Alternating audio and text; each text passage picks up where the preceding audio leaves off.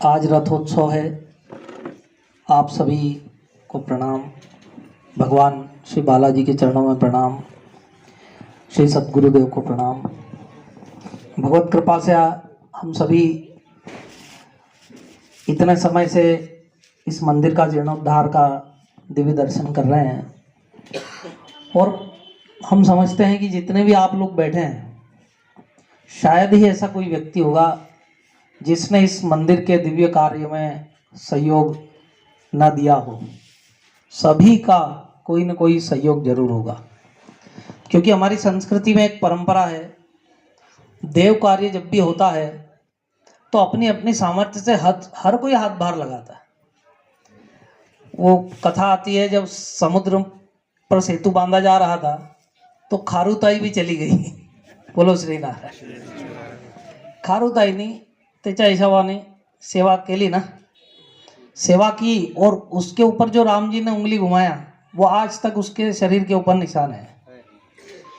तो जो भी अपनी सामर्थ्य से सेवा करता है नारायण की, तो भगवान कृपा का हाथ भी घुमाते हैं, कहीं ना कहीं दिखेगा जरूर। ठीक है, परमात्मा की हुई सेवा कभी किसी की व्यर्थ नहीं जाएगी। यहाँ पर दादा के साथ जितने भी लोग मंदिर के कार्य के लिए लगे हैं, हमने देखा सतत कंटिन्यूस लगे हुए हैं।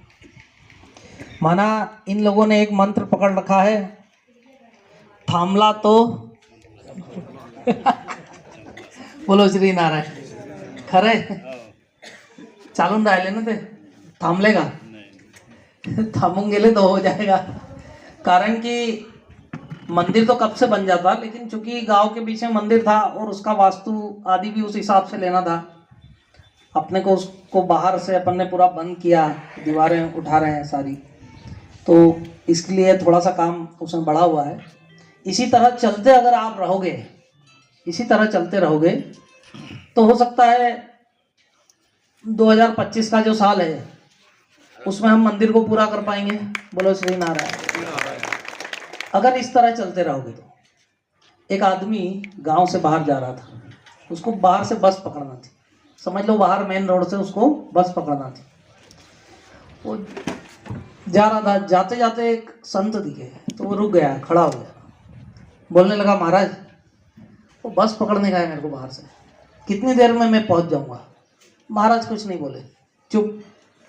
उसने बोला, भाई लगता है सुनाई नहीं देता है, कम सुनते होंगे। जोर से चिल्लाया, महाराज किती वेळ लागेल मला, बस पकडायची तिथून? महाराज चुप।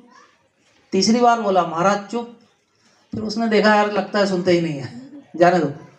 वो भागा, उसने कहा बस छूट जाएगी। वो जैसे ही भागा, महाराज ने आवाज लगाई, ये थांब, 10 मिनिटांमध्ये पोहोचून जाणार। अरे यार मैं खड़ा होके पूछ रहा था तो आपने जवाब नहीं दिया, अभी भागा तो आपने बोला 10 मिनट में पहुंचेगा। हाँ, जब तुम सुनते थे तो पहले क्यों नहीं बोले? अरे बोले पहले क्या बोलूं, तू खड़ा खड़ा पूछ रहा था कितनी देर में पहुंचे। खड़े आदमी का क्या बताऊं कब पहुंचेगा, अभी तू दौड़ा तो तेरी चाल देख के पता लगा 10 मिनट में पहुंचेगा। ऐसे ही तुम अगर चलते रहेंगे, हाँ, तो 25 का साल हमारे लिए महत्वपूर्ण होगा। हम शिखर चढ़ा हुआ देखेंगे पूरा और कार्य जल्दी पूर्ण होगा। ठीक है, तो अपने अपने स्तर से सेवा करते रहे। ये एक भगीरथ प्रयास है, ये एक भगीरथ प्रयास है। मंदिर बनाना कार्य कोई छोटा मोटा काम नहीं होता है ना। कितने मकान बंगले बन जाते हैं, मंदिर बहुत टिपिकल काम है। आप देख रहे हैं इतने सालों से टिक टिक टिक टिक टिक टिक चालू ही है ना। ये गली वालों को तो आदत पड़ जाएगी। ये जब मंदिर पूरा बन जाएगा इनको गली एकदम सुना सुना लगेगा, काटापीटी की सब पत्थर की आवाजें बंद हो जाएगी। हाँ, तो भगवान की भक्ति कीजिए। विष्णु भगवान का ये मंदिर है, चतुर्भुज स्वरूप नारायण का यहाँ पे स्वरूप विराजमान होगा। क्योंकि पहले भी लक्ष्मी नारायण ही विराजमान थे, चतुर्भुज नारायण थे गरुड़ के ऊपर बैठे हुए, जो हमने दर्शन किया था। तो वैसे ही अभी अपन जो बालाजी के स्वरूप विराजमान कर रहे हैं, लक्ष्मी जी भी आएंगी, तो ये विष्णु मंदिर है। बोलो श्री नारायण। और उन सबका भाग्य है जिनको विष्णु भक्ति मिल रही है। हमने 1000 बार बोला, अवतार भगवान नहीं है, अवतार अलग चीज है, देवी देवता अलग चीज है, महादेव अलग चीज है, भगवान विष्णु लॉर्ड नारायण वो अलग चीज है। ठीक है, हम सबका ईश्वर विष्णु भगवान है ना। तो हम विष्णु भक्त हैं, विष्णु भक्ति करते हैं। हाँ, विष्णु से जुड़ा हुआ जो भी है हमने उसको स्वीकार किया। जब ऋषि मुनियों ने कहा कि ये अवतार विष्णु के हैं तो हमने स्वीकार कर लिया। ठीक है, तो ये हमारा वैष्णव धर्म है और वैसा ही हम शिव के प्रति समादर रखते हैं। बोलो श्री नारायण। शिव के प्रति हम क्या रखते हैं? समादर रखते हैं। जैसा नारायण के प्रति भाव रखते हैं वैसा महादेव के प्रति। तो विष्णु भगवान की भक्ति दुर्लभ है। भाव जागृत होना चाहिए। भाव कुठला? सोने का भाव नहीं, जगह खेत का भाव नहीं बोल रहा मैं। भक्ति, सोने का भाव बढ़ गया तो सोने की कीमत हो गई।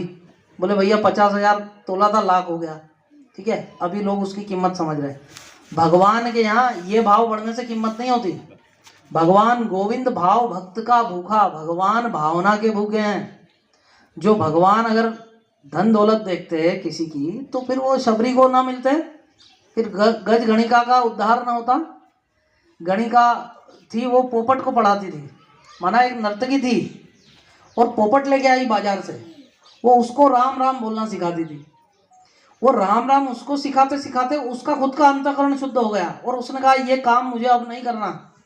नर्तकी ने पाप छोड़ दिए। हाँ, और उसको भगवान का दर्शन हुआ। कौन सा भाव बढ़ा? प्रेम का भाव, भक्ति का भाव। भगवान भक्ति का भाव देखते हैं। शशिवर्णम चतुर्भुजम, भगवान का जो स्वरूप है विष्णु भगवान का, शुक्लांबरधरम विष्णु। शशिवर्णम कितनी भुजा है? 4। वो चतुर्भुज नारायण के स्वरूप यहाँ पर विराजमान होंगे। ठीक है, विष्णु भगवान से अलग संसार में कुछ नहीं है। देखो सब अवतारों की जयंती आती, वामन जयंती, दत्त जयंती, जन्माष्टमी, रामनवमी। विष्णु भगवान की आती क्या? तुम्हारा यहाँ जो बालाजी का मंदिर बनेगा, इनकी तुम कभी जयंती मनाओगे क्या? बालाजी की कोई जयंती आती है क्या? कभी सुना? नहीं, क्योंकि वो शाश्वत है, सनातन है, वो अजन्मा है। उसके आई बाबा का कहीं रिकॉर्ड नहीं है। ठीक है, तो मिश्रित नहीं करना। हम जब भगवान का देवस्थान बना रहे तो वहाँ अवतारों का मिश्रण नहीं करना, गड़बड़ हो जाएगी फिर।